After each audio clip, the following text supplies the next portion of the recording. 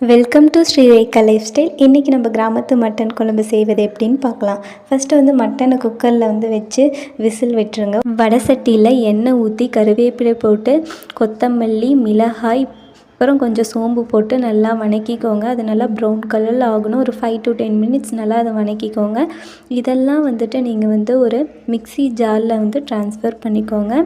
அந்த மிக்ஸி ஜாரில் கொஞ்சம் பொட்டுக்கடலை, தேங்காய், அப்புறம் மஞ்சத்தூள் இதெல்லாம் கொஞ்சம் சேர்த்துக்கோங்க.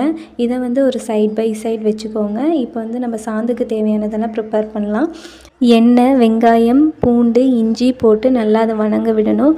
அதுக்கு ஒரு 15 to 20 minutes எடுத்துக்கும். அதை வணங்கிட்டு இருக்கட்டும். யாருக்கெல்லாம் மட்டன் கிரேவி ரொம்ப பிடிக்குன்ட்டு கமெண்ட் பண்ணுங்கள். அப்புறம் அது நல்லா ப்ரௌன் கலரில் ஆனதுக்கப்புறம் நீங்கள் டொமேட்டோ அதில் ஆட் பண்ணிக்கணும். டொமேட்டோவும் ஆட் பண்ணிவிட்டு நல்லா அது கொஞ்சம் வணங்கி விடுங்க. உங்களுக்கே பார்த்தா தெரியும், அது கொஞ்சம் நல்லா வெந்து ஒரு ப்ரௌன் கலரில் வந்திருக்கும்.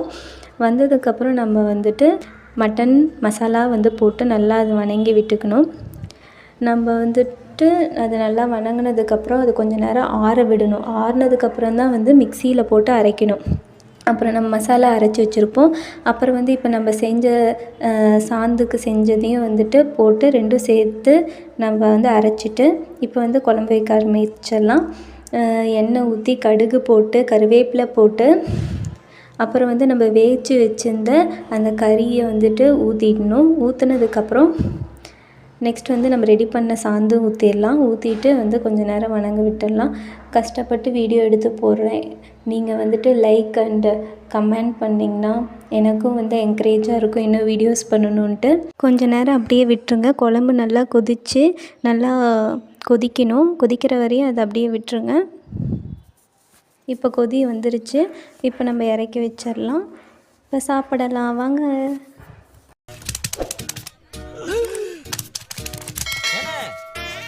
அங்க என்ன வேடிக்கை பார்த்துக்கிட்டு இருக்கா?